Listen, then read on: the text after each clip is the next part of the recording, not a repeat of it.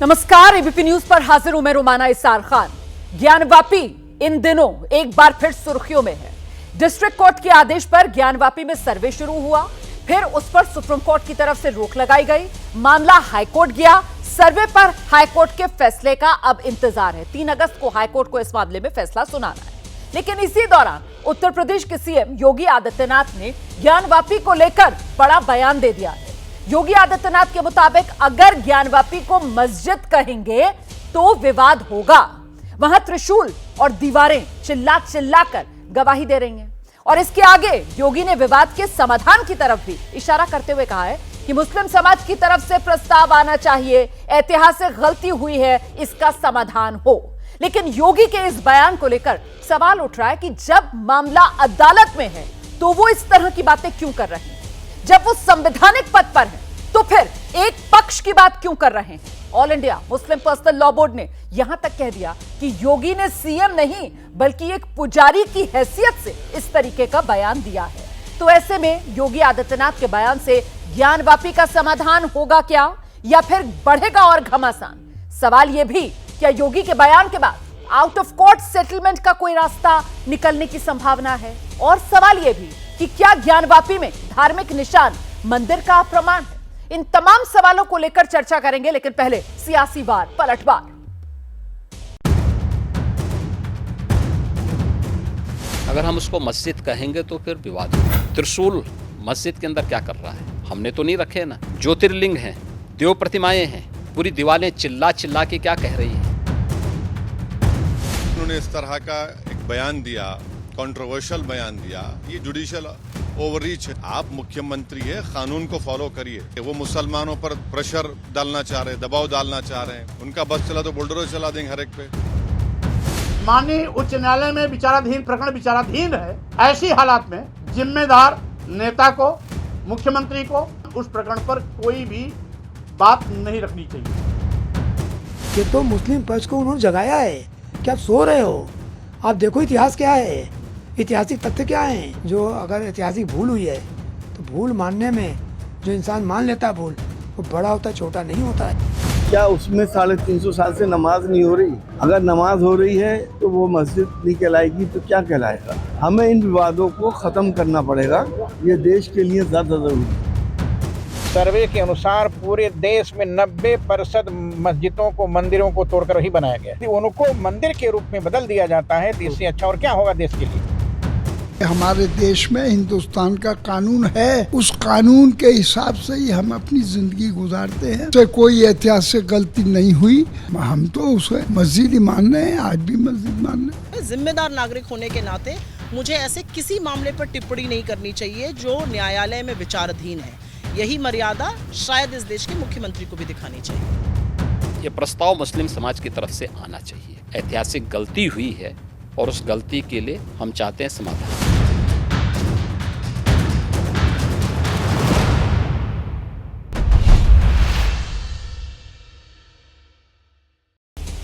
तो ज्ञानवापी पर योगी प्लान, क्या निकलेगा समाधान? योगी आदित्यनाथ की तरफ से क्या कुछ कहा गया है? आइए सीधे आपको वो इंटरव्यू दिखाते हैं जिसमें बड़ी बेबाकी से, बिना किसी लाग लपेट के हर मुद्दे पर योगी आदित्यनाथ ने अपने मन की बात कही।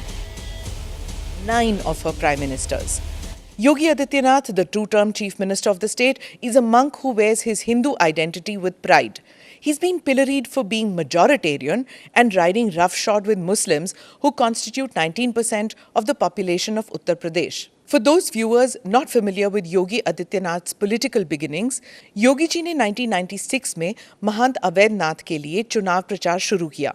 1998 में महंत अवैधनाथ ने सक्रिय राजनीति से संन्यास लिया और अगले लोकसभा चुनाव के लिए उन्होंने योगी आदित्यनाथ को अपना उत्तराधिकारी और उम्मीदवार घोषित किया। और फिर 1998 में योगी आदित्यनाथ 26 वर्ष की आयु में गोरखपुर निर्वाचन क्षेत्र से सबसे कम उम्र वाले लोकसभा सदस्य बने। Today's conversation with Yogi Adityanath is going to be something which has never been seen before. That much I can promise you. प्रणाम योगी जी, ANI पॉडकास्ट में आने के लिए धन्यवाद। आपके राजनीतिक जीवन के बारे में मैं पॉडकास्ट के दूसरे हिस्से में बात करूंगी। पहले मैं जानना चाहूंगी कि आप धर्मयोगी कब, कैसे, क्यों बने? क्योंकि इतनी छोटे से उम्र में आप में ये त्याग की भावना क्यों जागी? आप साइंस के स्टूडेंट थे, तो साइंस और धर्म ये कैसे मिलाप हुआ? देखिए, सबसे पहले हम लोगों को धर्म समझना पड़ेगा। भारत की परंपरा को अगर हम जानना चाहेंगे तो भारत ने केवल उपासना विधि को धर्म नहीं माना है, कर्तव्य और सदाचार को धर्म को का एक रूप माना है और धर्म को उससे जोड़ करके देखा है। धर्म एक व्यवस्था है, एक वे ऑफ लाइफ है, जिसको आप एक जीवन पद्धति कह सकते हैं। वो जीने की एक कला है। विज्ञान उसके उन्नयन का एक माध्यम है। अध्यात्म उसकी चरम स्थिति, यानी साइंस उसका एक बहुत छोटा सा पार्ट है। हम जब भौतिक दृष्टि से देखते हैं तो साइंस का एक अन्वेषण होता है, एक एक्सपेरिमेंट हो जाता है। लेकिन जब चेतना का विस्तार हम करेंगे तो चेतना का वह विस्तार अध्यात्म की एक नई ऊंचाइयों तक पहुंचाएगा, जहां पे व्यक्ति किसी कार्य का केवल सृष्टा ही नहीं बनेगा बल्कि उसका दृष्टा भी बन सकता है। और यही वैदिक ऋषियों ने किया था जी। इसलिए स्वाभाविक रूप से एक सीमित क्षेत्र और एक सीमित भूमिका के साथ आगे जाने के बजाय उसमें स्वयं प्रवेश करके देखो क्या है, तो बहुत कुछ देखने को मिल रहा है। तो उन चीज़ों को लेकर के इसलिए मैंने अध्यात्म का सहारा लिया और उससे आगे बढ़ कर के फिर उस अन्वेषण की यात्रा हमारी लगी हुई। एक साइंस के स्टूडेंट के साथ साथ एक योगी के रूप में उस दिशा में आगे कार्य कर रहे हैं। नाथ समुदाय के बारे में कुछ बताइए हमें कि उसमें ऐसी क्या बात जीत थी कि जो आप इतनी कम आयु में आप जुड़ गए उस समुदाय से? देखिए, नाथ संप्रदाय भारत का प्राचीनतम संप्रदायों में से एक है। यह भारत की एक उस विशिष्ट साधना पद्धति का प्रतिनिधित्व करता है जो वास्तव में व्यवहारिकता को लिए हुए है और व्यवहारिक दृष्टि है। यद्यपि सभी संप्रदायों की अपने अपने दर्शन हैं, अपने अपने मंत्र हैं, अपनी अपनी पद्धतियां हैं, सब में श्रेष्ठता है और उसमें मुझे जो उचित लगा मैंने उस समय वो किया। और उस समय के जो सर्वश्रेष्ठ संतों की परंपरा थी, महंत अवेद्यनाथ जी महाराज को मैंने अपने पूज्य गुरुदेव के रूप में चयन करके मैंने उनसे दीक्षा ली। एक गुरु का मिलना वो भी एक it's a matter of luck भी कहिए, फेट कहिए। तो जब आप मिले उनसे तो आपको उसी वक्त पता लग गया था कि ये मेरे गुरु बनेंगे? देखिए, पता किसी को नहीं लगता है। और तो ये योगी आदित्यनाथ का इंटरव्यू है और इसी इंटरव्यू में बड़ी बेबाकी से योगी आदित्यनाथ ने ज्ञानवापी मुद्दे पर भी अपनी राय रखी है, जिसको लेकर अब सियासत तेज हो गई है। मैं जल्दी से आपका परिचय कराती हूं खास मेहमानों का पैनल आज जो हमारे साथ चर्चा में शामिल हो रहा है। बीजेपी के प्रवक्ता शलभमणि त्रिपाठी इस चर्चा में हमारे साथ शिरकत कर रहे हैं। वारिस पठान प्रवक्ता हैं एआईएमआईएम के, हमारे साथ मौजूद है। विनोद बंसल प्रवक्ता विश्व हिंदू परिषद के हमारे साथ जुड़ गए हैं। डॉक्टर तस्लीम रहमानी अध्यक्ष हैं एमपीसीआई के, आप देख रहे हैं हमारे साथ मौजूद हैं। यास्मीन फारूकी सदस्य हैं एसडीपीआई की, वो इस चर्चा में हमारे साथ शिरकत कर रही हैं। बहुत स्वागत आप सभी का। चर्चा की शुरुआत में शलभमणि त्रिपाठी जी आपसे करूंगी। एक ऐसा मामला जो अदालत में विचाराधीन है, उस मामले पर संविधान की शपथ लेने वाले मुख्यमंत्री की तरफ से अगर एक पक्ष की वकालत करने वाला बयान दिया जाता है सर, तो ऐसे में मंशा क्या नजर आती है मुख्यमंत्री योगी आदित्यनाथ की? शलभ जी। रोमाना जी, मुझे लगता है कि अगर जिस किसी ने भी इस देश का इतिहास पढ़ा है इस देश के इतिहास में किसी कालखंड में क्या क्या हुआ है, अगर आवाज उसके बारे में साफ नहीं आ रही है, मुझे लगता है कि लगता इसको है लेकर कोई बहस की बात ही नहीं। जरा ये तो आवाज को देश देखिए में प्लीज। मेरी आवाज शलभ मणि जी की आवाज सही नहीं आ रही है। मेरी आवाज मिल रही है आपको रोमाना जी? जी जी जी जी आवाज मिल रही है मेरी जी आपको? जी जी जी अपनी बात करिए। रोमाना जी, मैं सिर्फ ये कह रहा था कि इस देश के इतिहास को जिसने भी पढ़ा है, इस देश के इतिहास में किसी कालखंड में जो कुछ भी हुआ है उसके बारे में जिसको भी जानकारी है वो ये मानकर चलेगा कि आज योगी आदित्यनाथ जी ने जो बात कही है उस पर कोई विवाद की बात ही नहीं है, उस पर कोई बहस की बात ही नहीं है, क्योंकि योगी जी ने वही बात कही है जो इतिहासों में है। योगी जी ने वही बात कही है जिसको इस देश का बच्चा बच्चा जानता है। इस देश में किसी कालखंड में क्या क्या हुआ है ये बताने की आवश्यकता नहीं है। मैं आपके डिबेट पे बताऊंगा तो बहुत से लोगों को बुरा लगेगा, बहुत से लोग चीखेंगे, बहुत से लोग चिल्लाएंगे, पर ये सबको पता है कि इस देश में कन्वर्जन किस तरह से हुआ है, तलवार के दम पर किस प्रकार से धर्मस्थलों को तबाह किया गया है। और देश में क्या आप देखिए, बगल के मुल्क पाकिस्तान में आज भी धर्मस्थल किस प्रकार से गिराए जाते हैं, किस प्रकार से एक वर्ग दूसरे वर्ग के धर्मस्थल पर कब्जा करता है। तो ये किसको नहीं पता कि प्रभु राम का मंदिर गिराया गया, ये किसको नहीं पता कि बाबा विश्वनाथ का मंदिर ढाया गया, उस पर कब्जा किया गया, ये किसको नहीं पता कि मथुरा के भीतर भगवान कृष्ण का मंदिर गिराया गया। तो ये तो सभी को पता है। इसीलिए मैंने सवाल आपसे ये पूछा।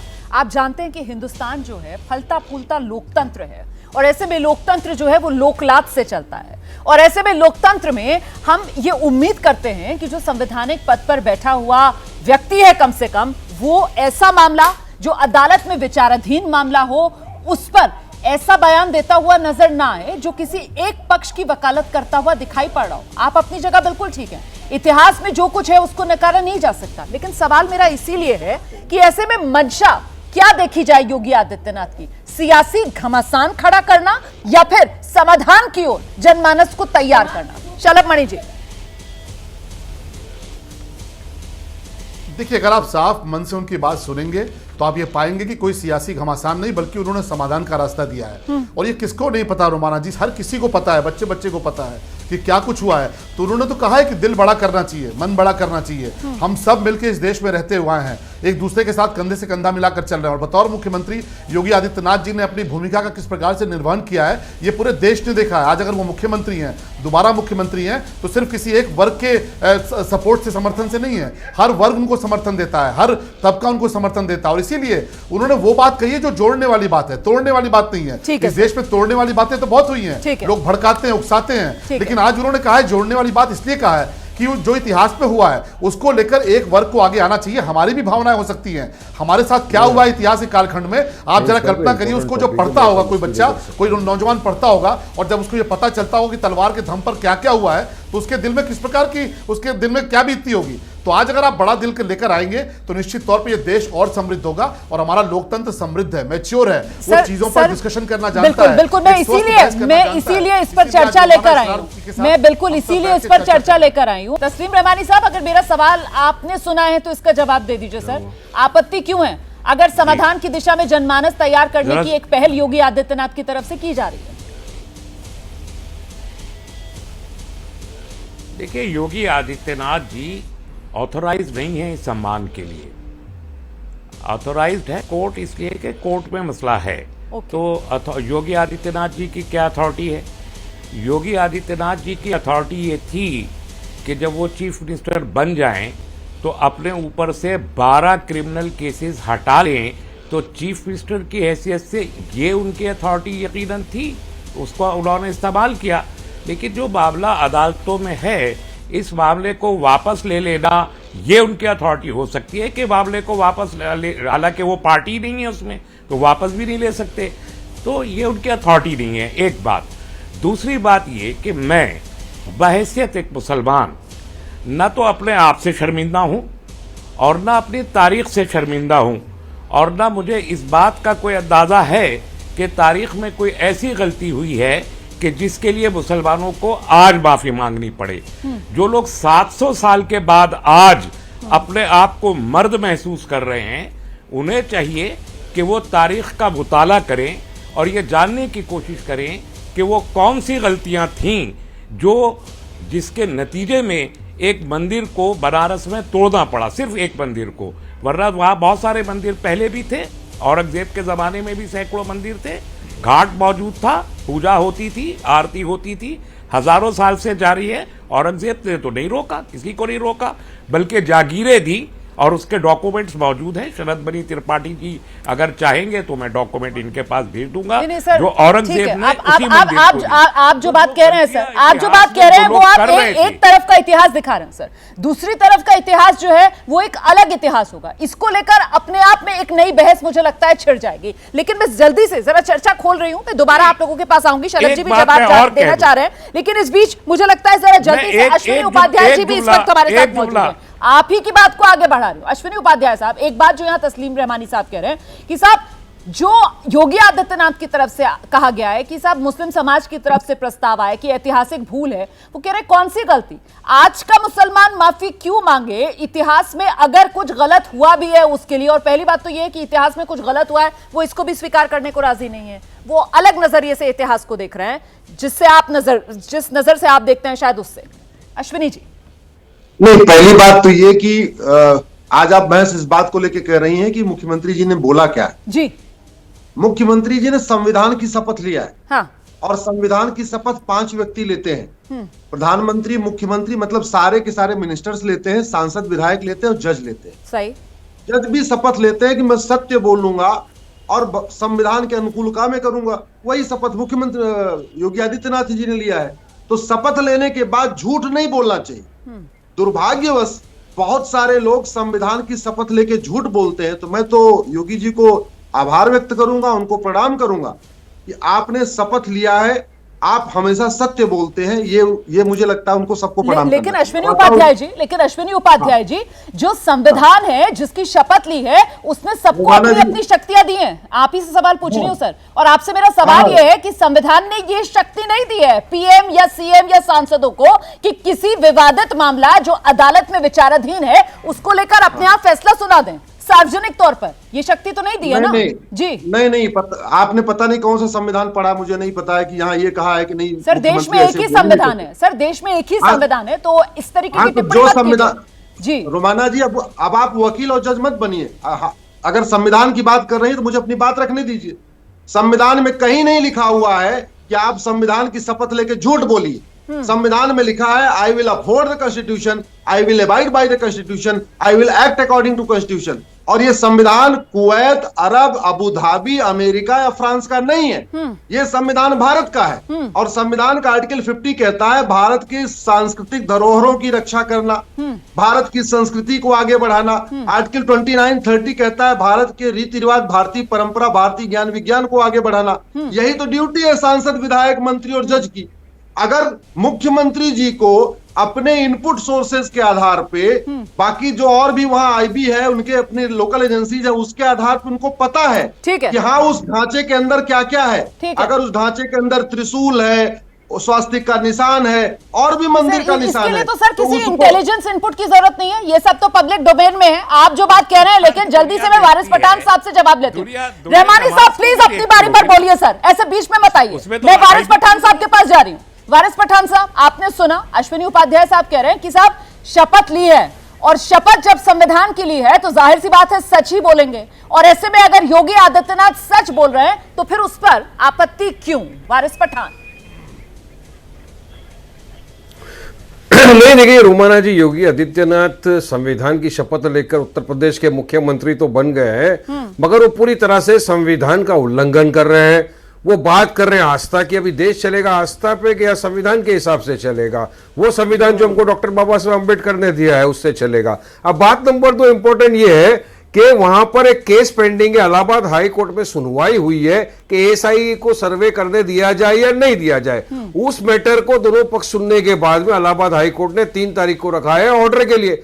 वो ऑर्डर आने के पहले योगी जी क्या जज बन गए जो इतने सेंसिटिव इशू के ऊपर आकर एक चैनल को इंटरव्यू के अंदर बोल देते कि नहीं सबको बड़ा दिल कर देना चाहिए, हिस्ट्री का ये हो गया था। अरे तो हिस्ट्री में तो अब स्वामी विवेकानंद की पढ़ना किताब वॉल्यूम 7, वो खुद बोलते हैं उसके अंदर कि जो जगन्नाथपुरी है वहां पर तो बुद्धिस्ट का मंठ था, उसको तोड़ के आपने मंदिर बनाया, तो क्या उसका क्या करेंगे आप? उसको भी तोड़ देंगे क्या? ये सारे विवाद ना हो इसलिए 1990s के एरा के अंदर जब बाबरी मस्जिद का हुआ हमारी बाबरी मस्जिद के टाइम पे यही कहा गया था, रात के अंधेरे में मूर्तियां प्रकट हो गई, फिर ताले को खोल दिया गया, हलफनामा दाखिल कर दिया कोर्ट में, मगर 6 दिसंबर काला दिन निकला जिस दिन हमारी बाबरी मस्जिद को शहीद कर दिया गया एक षड्यंत्र रच के। तो हम तो एक मरतबा हाथ जला चुके, इस मरतबा नहीं चाहते, इसीलिए 1991 का प्लेसेस ऑफ वर्शिप एक्ट आया। प्लेसेस ऑफ वर्शिप एक्ट का सोल इंटेंशन एम यही था कि जो भी वहां पर 15 अगस्त 1947 के पहले जितनी भी मॉन्यूमेंट है, मस्जिद है, मंदिर है, गिरजाघर है, द्वारा है,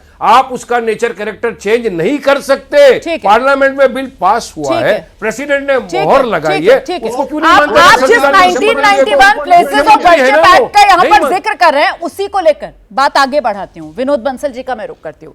विनोद बंसल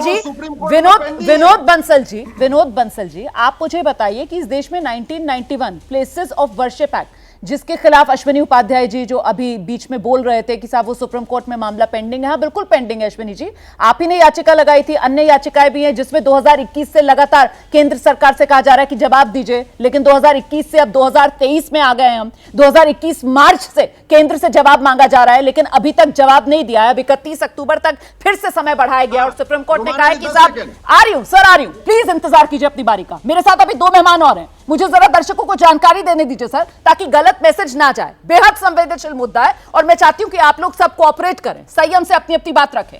विनोद बंसल साहब, मैं बस इतना जानना चाह रही हूं कि जब 1991 प्लेसेस ऑफ वर्शिप एक्ट अभी अस्तित्व में है, उसके बावजूद यह कहना कि साहब ऐतिहासिक भूल हुई है, प्रस्ताव मुस्लिम समाज की तरफ से आए कि साहब समाधान हो, इसका मतलब क्या है? मतलब इसका साफ है, ठीक है, 1991 के प्लेसेस ऑफ वर्शिप एक्ट को कोई चैलेंज नहीं कर रहा, ना ही उसको रिपेयरमेंट की और उसको हटाने की बात कर रहा। ठीक है, बीच में बोलना है, जरा इनको संभालिए। प्लीज वारिस पठान साहब प्लीज जरा सा अपनी बारी का इंतजार कीजिए सर, ऐसे चर्चा नहीं हो पाएगी। आइए विनोद बंसल जी।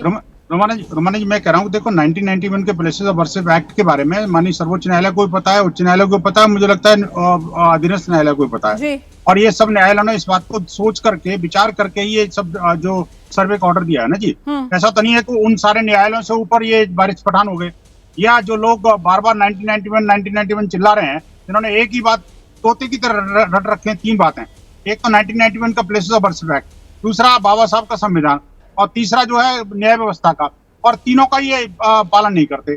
मैं कहता हूँ 1991 के प्लेसेस ऑफ वर्शिप एक्ट के बारे में ऑलरेडी सुप्रीम कोर्ट कह चुका, हाई कोर्ट कह चुका, नंबर 1। नंबर टू ये कि ये जो जिसकी बात कर रहे हैं, संविधान की बात कर रहे हैं, सुप्रीम कोर्ट हाई कोर्ट, आप क्या कह रहे हो सर? तर्क तो रखिए ना, कुछ नहीं कहा है सुप्रीम कोर्ट हाई कोर्ट ने। सुप्रीम कोर्ट ने रोक लगाई थी 26 जुलाई तक, और सर्वे पर हाई कोर्ट ने सुनवाई कर ली है, 3 अगस्त को फैसला आना है। अभी निचली अदालत ने सर्वे की इजाजत दी थी सर। जरा जो फैक्ट्स हैं वो फैक्ट्स रखने चाहिए हम लोगों को, दर्शकों को गुमराह नहीं करना चाहिए। अब आप बताइए ना मुझे 1991, मैं आपसे ही मैं जानना चाह रही हूँ, सवाल सुन लीजिए और प्लीज सवाल का जवाब दीजिए। 1991 प्लेसेस ऑफ वर्शिप एक्ट अगर लागू है तो फिर ऐसे में ये कहना कि साहब ऐतिहासिक गलती हुई है, प्रस्ताव लाया जाए, समाधान की बात की जाए, इसके मायने क्या हैं? आप बताइए ना मुझे। रोमाना जी, मैं आपकी बात को स्ट्रेट फॉरवर्ड कह रहा हूँ, आपको बताया मैं स्ट्रेट फॉरवर्ड बात करने के लिए जाना जाता हूँ, मैं इधर उधर की बातें नहीं करता। 1991 के प्लेस ऑफ वर्शिप एक्ट के बारे में ही माननीय सर्वोच्च न्यायालय कहा था, ये जो काशी विश्वनाथ के मामले में सर्वे पर वो अप्लाई नहीं होता, जब तो फिर सर्वे पर क्यों भाग रहे हैं? ये मैं कहना चाहता हूँ, जब सत्यों को अन्वेषण जब हो रहा है, कोई चीज मान लो एक्सपोज हो रही है, तो इससे डरते क्यों भाई? सर्वे होना दो ना, सर्वे से कौन सा उसका स्टेटस बदल जाएगा? और सर्वे में कौन सा 1991 का प्लेसेस ऑफ वर्शिप एक्ट लागू होता है? और लागू होता है तो वो न्यायालय का काम है, आप जाइए ना न्यायालय में, या लोगों को भड़काने से क्या फायदा? ये आपने बहुत अच्छी बात कही कि काम न्यायालय का है। सर यही तो बुनियादी सवाल है ना कि काम न्यायालय का है, मामला अदालत में है, बावजूद उसके संवैधानिक पद पर बैठे, संविधान की शपथ लिए हुए मुख्यमंत्री जो है वो इस मामले पर अपनी राय दे देते हैं। नहीं, आप जो बात कर रहे हैं उसी को आगे बढ़ा रही हूँ। यास्मीन फारूकी जी की बारी अभी नहीं आई है सर। अच्छा 30 सेकंड का समय लीजिए, अपनी बात पूरी कीजिए, फिर मैं यास्मीन जी के पास चल रही हूँ। 30 सेकंड का टाइमर लेकर आइए विनोद बंसल जी, 30 सेकंड में बात पूरी कीजिए। बिल्कुल 30 सेकंड में कोई बोला नहीं, मैं ये कह रहा हूं, देखिए कि पूजनीय योगी आदित्यनाथ जी ने जो कहा है, एक बात यही तो कही है, कभी जो तथ्य और सत्य रिकॉर्ड पे हैं। अब मुझे बताइए जो बातें कही वो गलत कही है क्या? एक बात। दूसरी बात यह कि क्या संविधान पद पर बैठा हुआ व्यक्ति क्या कोई रिकंसिलिएशन की बात नहीं कर सकता? क्या ये नहीं कह सकता कि सांप्रदायिक सौहार्द के साथ ये देश चले? आखिरकार वो जो सच्चाई है उसके साथ देश चले। सच्चाई को छुपाने वालों के साथ देश क्यों खड़ा होना चाहता है? आखिरकार मैं कहता हूँ जो सत्य के अन्वेषण के लिए मान लो कोर्ट ने ऑर्डर दिया है तो उसको होने दो। और अगर मान लो आपको तथ्य सामने नजर आ रहे हैं तो उससे भागने की कोशिश क्यों कर रहे हैं? इनको सीधा सीधा कह देना चाहिए कि मंदिर किसका है और ये पूजा किसकी होनी चाहिए। आखिरकार वो औरंगजेब से आपका क्या रिश्ता है? मैं तो ये बात कहना चाहता हूँ बस। ठीक है सर, 30 सेकंड पूरा हो गया है। मैं यास्मीन फारूकी जी का रुख कर रही हूं। यास्मीन फारूकी जी, पब्लिक डोमेन में जो बातें हैं ये किसी से छिपी हुई नहीं है कि वहां ज्ञानवापी परिसर की दीवारों में त्रिशूल हैं, डमरू हैं, देवी देवताओं की तस्वीरें बनी हुई हैं, कमल के फूल की आकृतियां हैं। इस बात का जिक्र योगी आदित्यनाथ की तरफ से किया गया कि साहब दीवारें जो हैं वो चिल्ला चिल्लाकर अपना सच खुद बयां कर रही हैं। तो ऐसे में क्या हर्ज है अगर एक गलती जो इतिहास में हुई है उसको स्वीकार किया जाए और आगे बढ़ा जाए? यास्मीन फारूकी जी। रुमाना जी, एक बात तो ज़रा सा शरद जी की बात को दिल में थोड़ी खटक रह जाएगी, बता दूं।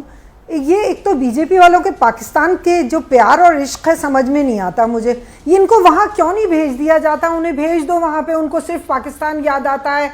हर मामले में जाके हर जो भी तशबीह देते हैं वो पाकिस्तान पे देते हैं। तो मैं रिक्वेस्ट करूँगी कि सारे बीजेपी वालों को वहाँ भेज दो। अब आप आओ इतिहास के पास। ये लोग क्या इतिहास में जीना चाहते हैं या आज की तारीख में जीना चाहते हैं? इन्हें सिर्फ उन झगड़ों से मतलब है। अभी जैसे वारिस पठान जी ने एक बहुत अच्छी बात की कि बुद्धिस्ट जितने भी मंदिर हैं चले उन पे भी बात कर लें। जब आस्था की बात करते हो, जब इतिहास की बात करते हो तो फिर बेईमानी की बात क्यों करते हो? उन बेईमानी की बातों से अलग हट जाओ। जब आप वर्शिप की बात, वर्शिप एक्ट की बात आती है तो आप उड़ने लगते हो हवा में। और एक बात आज आपको रुमाना जी कह दूं, मेरी बात इन तक पहुंचा दीजिए अगर ना सुन रहे हो, कि मुसलमान वो आदमी है जो 14-14 साल जेल में रह के भी अपने कानून का और अपने न्यायालयों का इंतजार करता है और फिर बाइज्जत बरी होता है। मुसलमान इतना बड़ा दिल रखता है, वो दिल आप में नहीं है। आपकी तरह उछलते नहीं फिरते हैं। ज्ञानव्यापी पे आप कह रहे हो कमल के फूल हैं, वो सब बाहर की बातें हैं, अंदर की बातें नहीं है। और मैं आपको सैकड़ा मंदिर और मस्जिद और मजार ऐसे बता दूं जो एक दीवार में एक तरफ मस्जिद है और एक तरफ मंदिर है। आप लोगों को सिर्फ आपको मणिपुर बचाना है, उससे नजरें हटवानी है। आपको और प्रॉब्लम्स जो चल रही हैं, रेप्स हो रहे हैं दुनिया भर में, बच्चियों पे, नाबालिग बच्चियों पे हो रहे हैं, सब पे से नजर हटा के ज्ञानव्यापी पे डालनी है। आप अपनी पॉलिसी पे चलते रहो और जीतते रहो और हिंदुस्तान पे राज करते रहो। आपने सीधा अटैक किया बीजेपी शलभमणि त्रिपाठी पर। मैं सीधे शलभमणि त्रिपाठी पर आ रही हूँ। शलभमणि जी जवाब दीजिए। कटघरे में ये कहकर खड़ा किया जा रहा है कि साहब जो ज्वलंत मुद्दे हैं देश के सामने, उससे ध्यान भटकाने के लिए फिर से हिंदू मुस्लिम वाली आग को हवा देने का काम बीजेपी की तरफ से किया जा रहा है। शलभमणि जी। हमारी बहन यास्मीन जी कह रही है कि पाकिस्तान चले जाएं। अरे गए तो थे पाकिस्तान, अभी मोदी जी के नेतृत्व में अभिनंदन कुमार गए थे, पीओके को निशाना बना के ठीक से वापस आए हैं। अगली बार चलेंगे कराची तक, लाहौर तक भी तिरंगा फहराएंगे, चिंता मत करिए, आपको भी ले चलेंगे। और मैं तो हतप्रभ रुमाना बहन, जिस प्रकार से यहाँ पर अभी संविधान हमारे वारिस पठान साहब भी, हमारे दूसरे मुस्लिम स्कॉलर साहब भी, रहमानी साहब भी संविधान की बात कर रहे हैं। बोलने दीजिए बहन दी, बोलने दीजिए।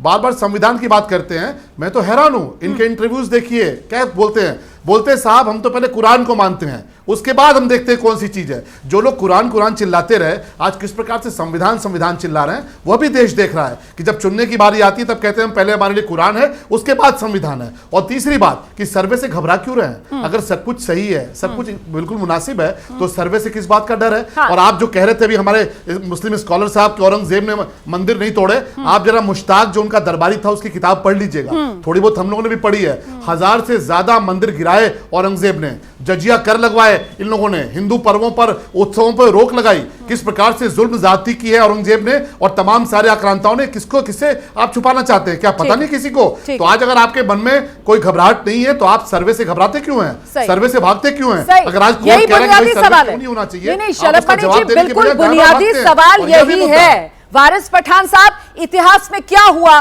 शलभमणि अपने नजरिए से रख सकते हैं, तस्लीम रहमानी अपने नजरिए से रख सकते हैं। आखिरकार सच की पड़ताल के लिए अगर सर्वे की बात कही जा रही है तो फिर सच सामने आने दीजिए ना, फिर सर्वे से डर क्यों? और जब ये डर नजर आता है मुस्लिम पक्ष में कि वो विरोध करने चले जाता है कि नहीं नहीं साहब सर्वे नहीं होना चाहिए, 1991 प्लेसेस ऑफ वर्शिप एक्ट लागू है, तो सर फिर तो सवाल उठेंगे ही, फिर तो कटघरे में मुस्लिम समाज नजर आएगा ही कि सच छुपाना चाह रहा है वारिस पठान। नहीं रोमाना जी, देखिए देश का मुसलमान डरता तो किसी के बाप से भी नहीं है। हाँ, वक्ती तौर के ऊपर थोड़ा सा संभला हुआ है। अब संविधान के दायरे में रहकर अपनी बात रखते हैं, संविधान ने हमको अधिकार दिया है। अब त्रिपाठी जी यहाँ बैठे शलभ मणि, उन्होंने बहुत सारी बातें करी। मैं कहूंगा कि आप ही के आरएसएस के सर संचालक मोहन भगवत जी ने क्या कहा था अयोध्या के बाद कि अब हम काशी मथुरा की बात भी नहीं करेंगे, हो गया हुआ एरा अलग था। फिर क्यों योगी जी आ गए उसकी बात करने के लिए? चलिए बताइए मुझे, क्यों बोलते हैं कि मस्जिद बोलना उचित नहीं है? 400 साल से तो वहां पर मस्जिद है, वहां पर नमाज हो रही है। इलाहाबाद की हाई कोर्ट ने ऑर्डर दिया था पिछले टाइम भी कि वहां पर नमाज पढ़ने दिया जाए। प्लस डिस्ट्रिक्ट एडमिनिस्ट्रेशन को बोला था वजू करने का प्रबंध बनाओ। और अभी 3 तारीख को ऑर्डर होना है। किसने बोल दिया सर्वे हो गया है? सर्वे होना चाहिए नहीं होना चाहिए, वो तो ऑर्डर पेंडिंग है। उच्च न्यायालय से भी आप ऊंचे हो गए क्या? आपको अदालत का फैसला मालूम पड़ गया जो आप इस तरह के बयानबाजी कर रहे हो क्या? तो 3 अगस्त को उस पर फैसला आना है। क्यों किया जा रहा है मालूम है? शलभ मणि जी आते हैं यूपी से, मैं बताना चाहूंगा 10 सेकंड में अपनी बात कंप्लीट करूंगा। जल्दी से कीजिए अपनी बात पूरी। शलभ मणि जी, आपके राज्य में हो क्या रहा है आपके उसमें? अरे कल ही हमारे कांवड़ियों ने निकाला था एक जुलूस, कहीं पर जाके डीजे बजाया, एसएसपी वहां पर आया, एसएसपी ने रोका। एसएसपी ने मीडिया को कहा कि कुछ लोग शराब के नशे में थे, कुछ के पास देसी तमंचे निकले। अरे एसएसपी ने बयान दिया तो योगी जी ने तो उसका ट्रांसफर ही कर दिया। तो आपके यहाँ लॉ एंड ऑर्डर की तो बात ही मत करिए। और इस तरह का बयान देना एक ही चीज दर्शाता है कि 24 के पहले आप पोलराइजेशन करना चाहते हो, ध्रुवीकरण, जिसके अंदर बीजेपी मास्टर है। मैं जवाब ले रही हूँ वारिस पठान साहब, हो गया वारिस पठान साहब, हो गया। शलभ मणि त्रिपाठी साहब, आरोप ये लग रहे हैं कि तुष्टीकरण, बहुसंख्यों का हिंदुओं के तुष्टीकरण के लिए इस तरीके के बयान दिए जा रहे हैं ताकि वोट हासिल किया जा सके। शलभ मणि त्रिपाठी, उसके बाद बाकी मेहमानों के पास आ रही हूं। शलभ जी जल्दी से। वारिस पठान साहब की बहुत इज्जत करता हूं। अभी कह रहे थे किसी के बाप से नहीं डरता। अरे छोटे वाले ओवैसी को हम लोगों ने कलपते हुए देखा है, किस प्रकार से कलप के रो के उनका वीडियो वायरल हुआ है, मिलियंस में गया है। तो कौन किससे डरता है? कानून से डरने वाले लोग हैं जो कहते थे कि 25 मिनट के लिए सेना हटा दो, फिर देखो क्या होता है। कैसे फूट कर मोदी जी के राज में रो रहे हैं, वो पूरे देश ने देखा वारिस भाई, पूरे देश ने देखा है। दूसरी बात देखिए, आप क्यों घबरा रहे हैं? मैं तो एक ही सवाल पूछ रहा हूं और इस देश की जनता आपसे सवाल पूछ रही है कि आप सर्वे से क्यों घबरा रहे हैं? आप सर्वे से अगर नहीं घबराते, हम तो जोड़ने की बात कर रहे हैं। आज योगी जी ने कहा कि आगे आइए, आगे आके समाधान निकालिए, हम सब मिलकर वहां पे चलते हैं, चर्चा करते हैं। और इतिहास तो आपने भी पढ़ा वारिस पठान साहब, आप इतने पढ़े लिखे व्यक्ति लगते हैं, इतने पढ़े व्यक्ति प्रतीत होते हैं। बोलने दीजिए वारिस साहब, बोलने दीजिए। आप इस तरह आवाज दबा नहीं पाएंगे, ऐसा लगेगा आप झूठ बोल रहे हैं। आप मेरी आवाज दबाएंगे तो ऐसा लगेगा, ऐसा लगेगा आप झूठ बोल रहे हैं, ऐसा लगेगा आप झूठ बोल रहे हैं। मेरे शो में सब बारी-बारी अपनी बात रखते हैं सर। आप अगर बीच में टोकेंगे तो मैं आपकी आवाज कम करवाऊंगी सर। वारिस साहब, मैंने आपको बारी शलभ मणि त्रिपाठी की है। शलभ मणि जी अपनी बात पूरी करें। वारिस साहब, मैंने आप वारिस साहब मेरी आवाज कम करेंगे उठ के वारिस मैंने आपको टोका नहीं, मैंने आपको टोका नहीं, आपकी घबराहट में चिल्लाता है। शलभ मणि जी अपनी बात पूरी कीजिए। देखिए वारिस पठान साहब आदमी घबराहट में चिल्लाता है, टोका टिप्पणी करता है। टोका टिप्पणी मत करिए। ये जो भी तटस्थ व्यक्ति देख रहा है उसको पता है कि वहां पर मंदिर था, सबको पता है कि मंदिर तोड़ा गया। देखिए फिर बोले आप, फिर आप घबराए क्योंकि तथ्य नहीं आपके पास, आप केवल टोक सकते हैं। आप सर्वे से भाग रहे हैं, आप सर्वे से घबरा रहे हैं। आज जब योगी जी कह रहे हैं कि जोड़ने की बात करते हैं, आइए ऐतिहासिक गलती जो है उसको स्वीकार करिए, दिल बड़ा करिए, आप उस पर भी तैयार नहीं है। तो हम तो समाधान की बात कर रहे हैं, हम तो प्रेम से जोड़ने की बात कर रहे हैं। योगी जी ने जो कहा है वो एकता की बात की है, जोड़ने की बात की है, समाधान की बात की है। और आपसे यही उम्मीद करते हैं कि आप जैसा एक स्कॉलर व्यक्ति आगे आएगा, समाधान का रास्ता निकालेगा। मैं आगे बढ़ एक मिनट, मुझे अश्विनी उपाध्याय जी के पास जाना है। अश्विनी जी यहाँ पर बात घूम फिर कर जो है वो 1991 प्लेसेस ऑफ वर्शिप एक्ट के तहत की जा रही है।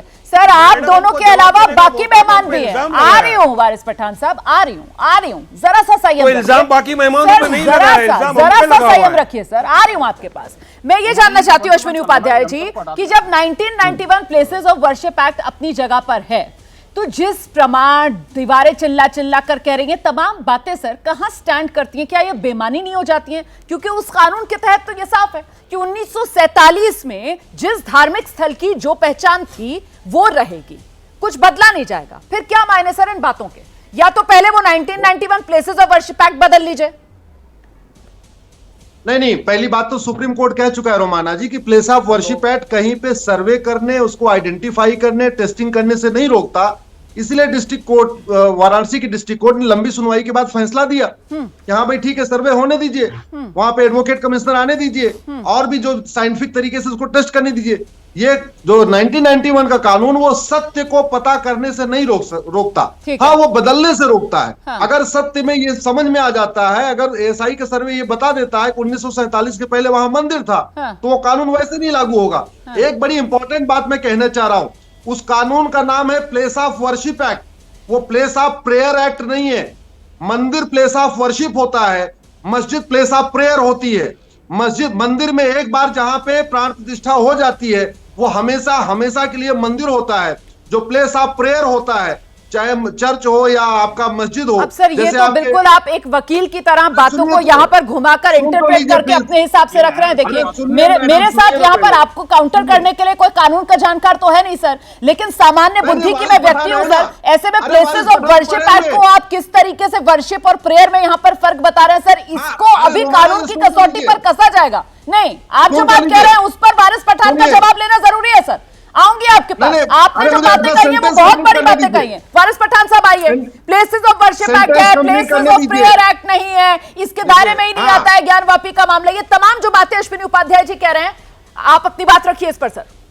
मस्जिद प्लेस ऑफ प्रेयर होता है और अरब में तो शॉपिंग मॉल बनाने के लिए गिरा दिया जाता है। अब जवाब सुन लीजिए, जवाब सुन लीजिए अश्विनी जी, चिल्लाइए मत। ज्यादा समझदार, इंटेलिजेंट और नॉलेजेबल थे प्रेसिडेंट साहब, जिसने पार्लियामेंट का प्लेसेस ऑफ वर्शिप एक्ट का बिल को पास किया, वो इनसे ज्यादा समझदार और अक्लमंद थे। अभी अगर इस तरह की बहस करने जाएंगे तो मुझे यकीन है फिर पेनल्टी पड़ेगी इनको और PIL का उठा के फेंक दिया जाएगा। बात नंबर 2, मैंने 2 सवाल किया। मैंने स्वामी विवेकानंद जी की बात करी, उनके 7वें वॉल्यूम में जो उन्होंने बताया कि जगन्नाथपुरी का जो मंदिर है वो पहले बुद्धिस्ट का मठ था, उसको तोड़ के मंदिर बना दिया गया, तो क्या उसका भी आप हिस्ट्री रिपीट कर देंगे? बात नंबर 2, मैंने मोहन भगवत जी की बात करी। उन्होंने कहा था कि हम काशी विश्वनाथ की कोई बात नहीं करेंगे, अयोध्या के वक्त माहौल अलग था, तो क्या उनकी भी बात का आप कर देंगे, ठुकरा देंगे? दोनों बात का जवाब तो दो शलभ मणि त्रिपाठी। अरे आप बैठे हो, जवाब दो, क्या दोनों गलत है और आप सही है? क्या आप करेंगे विवेकानंद जी की बात का पालन और मोहन भगवत की बात का पालन आप करेंगे या नहीं करेंगे? अब जवाब सुनिए, अब जवाब सुनिए भरपूर मिल रहा है वारिस भाई। ठीक है, आइए शलभ जी। नहीं, जवाब तो वारिस भाई बिल्कुल बराबर मिल रहा है। आप जवाब आप लेने को तैयार नहीं है। आप देखिए, कोर्ट ने कहा कि आओ भाई अपना जवाब दो, आप भागते भागते यहां से वहां घूम रहे हैं। जब कोर्ट ने कह दिया कि उस जगह को आप बिल्कुल संरक्षित कर दीजिए जहां पर भगवान भोलेनाथ का शिवलिंग मिला, तो आप चिल्ला चिल्ला के न जाने कौन कौन सी जगह की बात करते हैं। जब बात बाबा विश्वनाथ के मंदिर की होती है तो आप भाग कर चले आते हैं फ्रांस, आप भाग कर चले आते हैं जापान। आप बात चर्चा पे क्यों नहीं करते? आखिर सर्वे से क्यों भाग रहे हैं? आखिर सर्वे से क्यों भाग रहे हैं? आप मुझे एक सवाल का जवाब दीजिए कि आप सर्वे से क्यों भाग रहे हैं? ठीक है वारिस भाई, सर्वे से क्यों भाग रहे हैं? सर्वे से क्या डर लगता है आपको? अदालत का दरवाजा खटखटाया गया है। मैं जरा सा तस्लीम रहमानी जी का रुख कर रही हूँ। मैं तस्लीम रहमानी जी का रुख कर रही हूँ। आराम से अपनी अपनी बारी पर। तस्लीम रहमानी साहब, मैं बस आपसे ये जानना चाहती हूँ कि अयोध्या के मामले में हमने देखा सर, दशकों मामला लंबा चलता रहा। अब उसी तरीके से ये काशी वाला मामला कहीं एक लंबे विवाद की शक्ल ना ले ले, दशकों तक देश की ऊर्जा यूं ही बर्बाद ना हो। क्या ये बेहतर नहीं है सर कि समाधान को लेकर सहमति बनाई जाए, चर्चा की जाए, क्योंकि दोनों ही पक्ष अपने अपने स्टैंड पर अड़े हुए हैं, समाधान तो निकालना होगा ना? देखिए रोमाना जी, आप लोग 6 गेस्ट बुला लेते हैं 40 मिनट के प्रोग्राम में और टाइम दे नहीं पाते हैं बोलने के लिए। तो मैं तो उठ के जाने ही को था, और भी काम है। खाली यहाँ बैठ के डिबेट ऐसे मैं टेलीविजन पे सुन सकता हूँ ना, ये सब लगा के बैठ के टेलीविजन पे डिबेट सुनूं, क्या फायदा है इसका? विशेषज्ञ हैं आप, बोलिए। एक minute Ashwini ji please. Sir मैंने जो सवाल पूछा उसका जवाब दे दीजिए रहमानी साहब। नहीं, ये तो हिंदुद्रोही हैं। अब मैं उसके जवाब पे आता हूँ। 1984 से जी, ये तो सरतन से जुदा के गैंग के पैरोकार हैं। Vinod Bansal ji please personal attack मत कीजिए, प्लीज। विनोद बंसल ये बोलेंगे या मैं बोलूं? साहब प्लीज मेरे सवाल का जवाब दीजिए। मैंने आपसे ही सवाल पूछा है सर, संयम के साथ सवाल का जवाब दे दीजिए। मैं ये बोल रहा हूँ कि 1984 से पहले इनकी आस्थाएं जागी नहीं थी, और 84 के बाद से लेके अब तक ये राजनीति कर रहे हैं। इनके नेता LK आडवाणी जी का बयान है लिब्रान कमीशन में, और उन्होंने कहा कि हमारे पास कोई पॉलिटिकल वोट बैंक नहीं है। उस पॉलिटिकल वोट बैंक को बनाने के लिए हमें एक धार्मिक मुद्दे की जरूरत है, इसलिए हमने राम मंदिर का मुद्दा उठाया है। हाँ। लिब्रान कमीशन में रिकॉर्डेड है ये बयान, और उस वक्त मीडिया में भी आया था। तो उसको लेके ये आज तक उसी को दो रहे हैं, और ये एक पॉलिटिकल गिमिक्री है। वरना ये जो अभी योगी जी का आज बयान आया है, जो मोहतरमा ने इंटरव्यू लिया है और जिस एजेंसी ने वो इंटरव्यू लिया है, उनकी फेक रिपोर्टिंग भी सामने है सारी दुनिया के किस तरह चले सर, उस एजेंसी को लेकर हमें यहाँ पर कोई चर्चा नहीं करनी है, लेकिन आप जो बात कह रहे हैं जल्दी से शरद मणि त्रिपाठी जी, सीधा सवाल साहब, धर्म से बड़ा कोई अफीम नहीं, इस बात को बार बार दोहराया जा सकता है। क्या ये मंदिर पॉलिटिक्स के चक्कर में राजनीतिक मुद्दे के तौर पर हवा देने के लिए इस तरीके के बयान दिए जा रहे हैं? सर देखिए, मैं तो कहूंगा कि तस्लीम रहमानी साहब बहुत विद्वान व्यक्ति हैं, और मुस्लिम समाज के साथ साथ हम तो कहते हैं कि समाज का नेतृत्व करते हैं। आपके बगल में जो वारिस पठान साहब बैठे हैं, उनकी पार्टी का जो नाम है उस पर विचार करिए और कहिए कि इस तरह की धार्मिक राजनीति न करें, केवल मुसलमानों की राजनीति मत करें, देश की राजनीति करें। तो आप अपने बगल में तो झांक नहीं पाते, आप अपने आसपास तो झांक नहीं पाते, और तस्लीम रहमानी साहब ज्ञान देने चले आते हैं आडवाणी जी को और ज्ञान देने चले आते हैं भारतीय जनता पार्टी को। आप अपने दायरे में पहले आपके भीतर क्या हो रहा है